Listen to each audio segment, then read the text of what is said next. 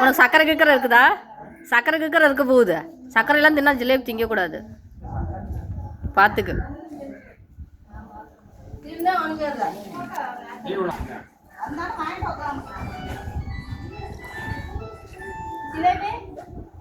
சிலேபி